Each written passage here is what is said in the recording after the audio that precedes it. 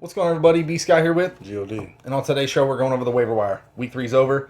We just had a crazy Monday Night Football game. The Chiefs. Yeah, it wasn't very crazy at all. They dominated the Ravens. Yeah. I figured it out, why the Chiefs struggled against the Chargers. They were preparing for the Baltimore Ravens the last 2 weeks.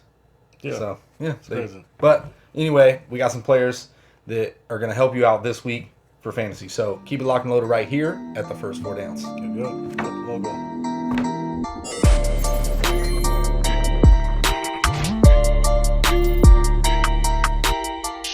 What's going on, everybody, and welcome back to the first 4 downs. And as we mentioned in the preview, it's the waiver wire. It's Monday Night Football's over.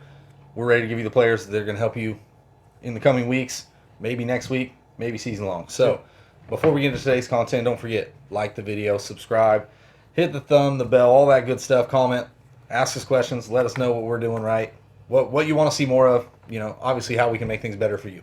Quarterbacks. And I only got one really this week. There's a couple we could talk about. Justin Herbert, back-to-back 300-yard games, only 1 touchdown. He's doing pretty well. Decent, but I wouldn't worry about streaming him right now. Yeah. Derek Carr, he's going to get you 14, 15 points, and that's about it. You know, there's nothing too flashy. But Ryan Fitzpatrick, I do like him as a streamer this week. He's on the 7% of leagues. He's going against the Seattle Seahawks. Yeah. Their secondary is horrible. Plain and simple, I want to say they're giving up the most passing yards in the league right now. He was looking like Fitz Jackson on Thursday night. I'm telling you. Running the football everywhere. Yeah, he was slapping. So, definitely, Ryan Fitzpatrick is a guy that I'd be streaming this week. Back-to-back 20-plus fantasy point games. All his weapons are healthy. You see it. They beat the Jacksonville Jaguars pretty handily. You know, so that wraps up the quarterbacks, in my opinion, for this week. Yeah. So, we'll move to the wide receivers. Number one waiver, probably, it has to be Justin Jefferson. I'm sorry. He blew up. It was unreal. 9 targets, 7 receptions, 175 yards and a touchdown, the big 75-yard touchdown, and he made some amazing plays in that game. It wasn't just, some inefficient targets or, kind of broken plays. He made some great plays. Yeah. So he, for me, not necessarily is a guy that I want to be jumping in and starting on a weekly basis, but for a season long, I'm taking him all day. Yeah, I like him too. You know what I'm saying? If you really think about it, what they run, it's not like they got a Patriots playbook. Yeah, of course. You know what I'm saying? It's pretty much pitch and catch, and, that's pretty easy to adapt to as a rookie. You know what I mean? So you just have to worry about, him sustaining the productivity throughout the year. But obviously right now he's the number one wide receiver. He just blew up. That's exactly what the Minnesota Vikings needed, was a guy to push down the field after losing Stephon Diggs. And you've seen how bad that offense was. And we finally seen Dalvin Cook look like Dalvin Cook. Yeah. So that plays a big part into that old Pat Shermer type of offense where you run the ball heavily and get the play action behind it. Yeah, so he's the number one wide receiver pickup. He's on in 31% of leagues. Yeah. And you should be picking him up, period. He should probably be a top, especially with all the wide receivers being hurt. Facts. Yeah, It's big crazy. facts. So, number 2 on my list, I got Brandon Ayuk. Now, this is a guy, he did pretty solid against the New York Giants. Terrible defense, terrible football team overall. It was pretty embarrassing. They couldn't beat the B and C team of the Niners. But That's crazy. yeah, anyway, Brandon Ayuk, 5 receptions, I want to say, 70 yards, had the rushing touchdown. Played pretty effectively, but as we mentioned, all their guys are hurt. So he's owned in 28% of leagues, and of course he could be a playmaker, but I worry. Deebo Samuel coming back, George Kittle coming back. Once Jimmy Garoppolo's back, once Raheem Mostert's back, it's that's like the biggest all thing these to me, players are going to be back on the offense. So, Brandon Ayuk is definitely a speculative ad. If you got a spot on your bench, we got a couple guys in here too that are like that. But if you got a spot on your bench, you're deep and you can hold him like that. He's definitely a guy I would be wavering. Yeah, it's another rookie wide receiver. But, here's the thing. Like, when Jimmy Garoppolo comes back and the expectations that the San Francisco 49ers have in that division, they just came from playing in the Super Bowl. You have to be able to be trusted in the offense. Can he, again, continually sustain his production and just keep catching balls for Jimmy Garoppolo and the San Francisco 49ers? Yeah. Once he gets back, he has a rapport with Mullins on the second team, but can he do it with Jimmy? We'll see. Yeah. So, next receiver, T. Higgins. And you saw John Ross. He's on the end zone a couple times. John Ross, healthy scratch. They should be moving on from him. Who knows? I don't know. I get it. There's some mix-up there. Yeah. But Higgins found the end zone a couple times. If he's getting that separation in the end zone, you got to look at the Philly secondary. We had a feeling A.J. Green was going to struggle with Darius Slay pulling the coverage. We like Boyd, obviously. I think Boyd is just going to grow in that offense building that rapport with Joe Burrow over time. So Tyler Boyd is a great target, period. Yeah. But T. Higgins is another guy that, not necessarily a weekly starter, not a guy you're going to roll out every week. But the Bengals cannot run the football. We know this. I don't know what Joe Mixon's problem is. They can't run the football. They just can't. This team's going to struggle to win football games, and it's going to be playing from behind. You see with Joe Burrow throwing the ball 40 and 50 times, 60 times against the Browns. Yeah.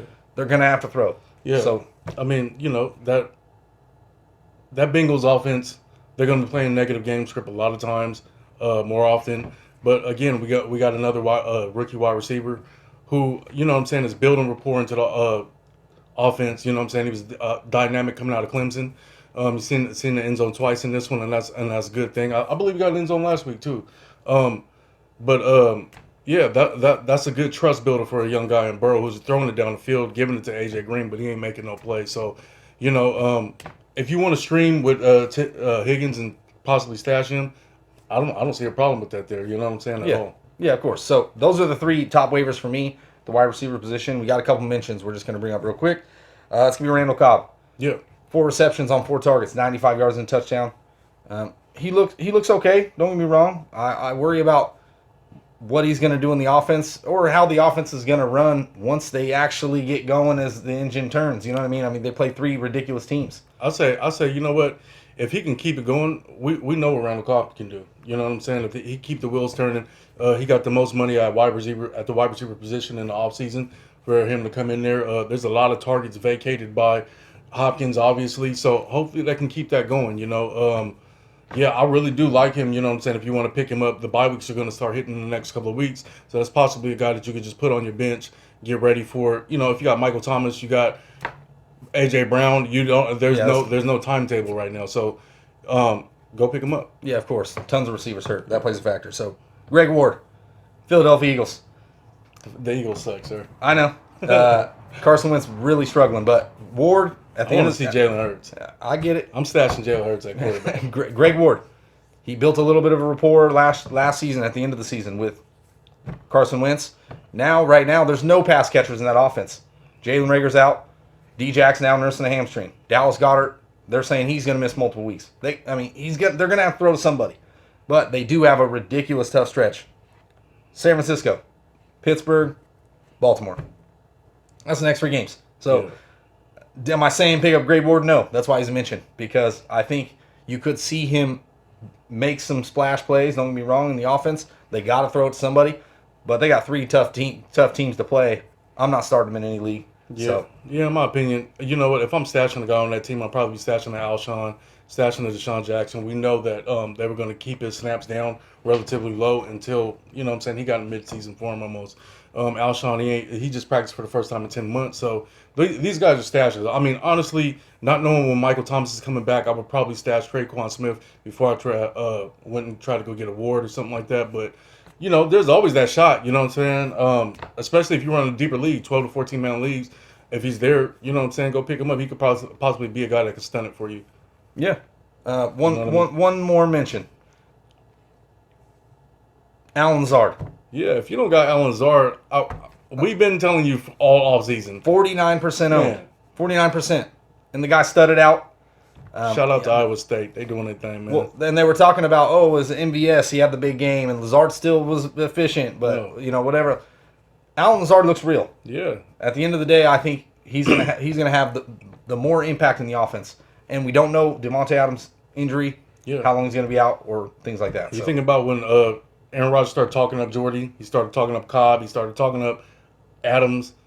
Then in the offseason, he was talking up Lazard. I mean, he trusts Lazard, obviously. I don't know if he's going to do those numbers every week, but I think his volume should be there consistently every week. I mean, without a pass catcher with the separation of Devontae Adams, just for that offense and what it needs, and what Aaron Jones is able to do in that offense. Hey, they even start hitting Sternberner a little bit, right? You know what I'm saying? So, Alan Lazard, he should already be on, but if you don't, go get him. Yep. All right, so next up, we got the running backs. And for me, Carlos Hyde has got to be a guy we got to talk about. Of course. Chris Carson, you saw the dirty play, I would say. I'm sorry. You don't twist the guy's crocodile like roll. That. That's what I'm saying. So it looks like Chris Carson might miss a week or two. Carlos Hyde is a guy in arguably the highest powered offense. Yeah. that's why I would take a chance on him and be starting him as RB2 or a flex option at least. Yeah, you look at that offense and what they do, and you look at Carlos Hyde, what he could do. I mean, he's fresh off almost 1,000-yard season, off of 250 carries in Houston. I mean, he still has it a little bit. You know what I'm saying? So, especially in that offense where it's very run heavy, he's going to get a lot of run, period, because they don't have nobody else behind him. Yeah, go get Carlos Hyde. I mean, especially if you have Chris Carson. Yeah. So, next guy on the list, Myles Gaskin. We talked about him last week. We'll talk about him a little bit more this week. 47% owned. This last week against Jacksonville, 75% snap share. You saw pretty much he led the backfield dominantly. Now, yes, you saw Jordan Howard in the red zone. He still sucks, period. So, 75%, that tells me that Gaskins is honestly on the low-end RB2 spot. Where you're going to take him, and in a negative game script, you're going to want him in the offense anyway. So, Gaskin is a guy that I would take on my team for sure. Absolutely is my fourth option in running back, fifth option, where once it comes to bye weeks, you're going to need those guys to fill in those spots. So he's one of those old school PPR backs. You know what I mean? Not going to be a lot of yards rushing, not going to be a lot of yards receiving, but it's going to be there. Just like Mike Davis just blew up. You know what I mean? Think of players in the past like Steve Slayton, Danny Woodhead, Darren Sproles. That's one of these guys. You know what I mean? Go get him. He should get a lot of production. I mean, look, Jordan Howard is Jordan Howard. You know what I mean? He's not fast enough to hit those holes the way they want him to do, given that they're gonna be in a lot of negative to neutral game script. He's a player. He's gonna get like goal line work, but I mean, and then you look on the other side of that. They got Breida. Breida ain't found his space in that offense yet. So go get Myles Gaskin. He's obviously their 1A back. I mean, unfortunately, right now that's an RB2, and considering the schedule, I mean, he's gonna be RB2 all the way, RB2 to RB3 flexible type of player anyway. Yeah. So, but he's worth roster space. Yeah. So. Almost last mention. I'm going to bring up Anthony McFarland. This is a guy. AMC. 1% owned, right? And this is a little stretch, man. First off, in Dynasty, he's probably already owned, plain and simple. But if he's not, he probably should be your number one waiver. You should go snatch him and just pray for James Conner to get hurt. Well, and not just that, but if you're a James Conner owner, you know, and you got a spot on your bench, you should probably own this guy. He outsnapped, I would say. He almost out-carried Benny Snell. Benny Snell had 7 carries. McFarland had 6, but dominated him on the ground, 42-11. He looked fresh. He looked explosive in the limited work that he had. It's his first game, actual playing. So who knows if James Conner is going to be able to hold up throughout the season. James Conner looked great by no means. He played very well. Played a Houston team that's terrible at stopping the run. Yeah. But Anthony McFarland, one of the bigger handcuffs. So it's almost an Alexander Madison situation. There's no Anthony McFarland in the league, really. I mean, there's a couple guys. You got Kamara's. Honestly, even an uptick. We'll see what Darrell Henderson do. They got the kind of explosion. Obviously, Dalvin Cook. And then you got AMC, man, and Aaron Jones as well. I mean, trust me, he's one of those dudes. If you got him in Dynasty, if you don't got him in Dynasty, go get him now. Redraft.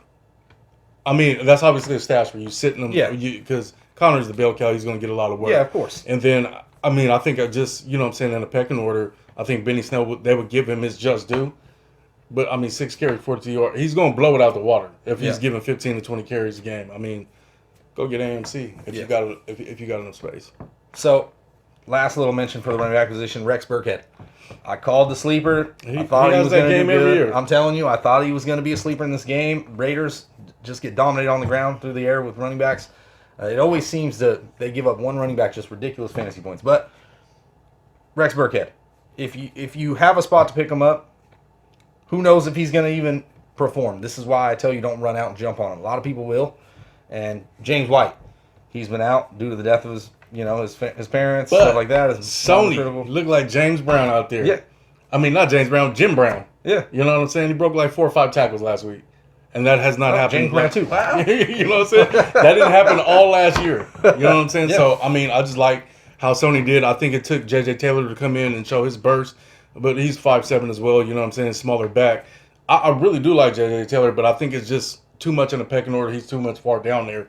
Sony looked ridiculous. Now, I know we're talking about Burkhead, but, you know, Bill Belichick just loves him some Sony Michel for some reason. Yeah. So, I mean, it might just put him back in that second order. But, yeah, he blew up. That was a good game for him. He did look explosive, too. Yeah, and his actual own percentage has dropped by far. It's in the 50s. He's definitely a guy that should be rostered. Yeah. You know, because you never know on any given week. They're in a run-first offense.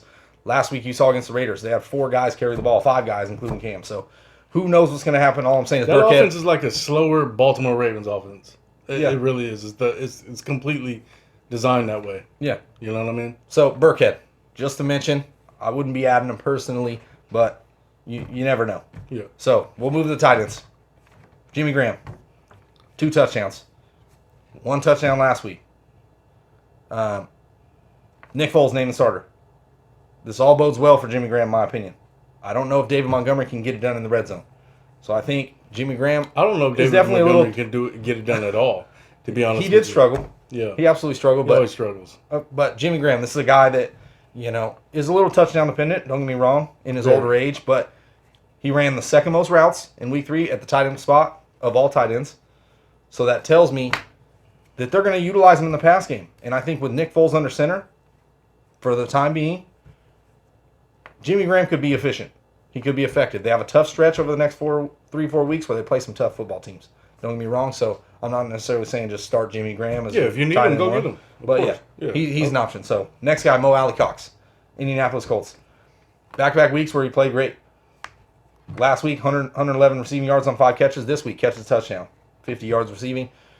Right in that tight end 1 conversation, back-to-back weeks. Jack Doyle comes back this week.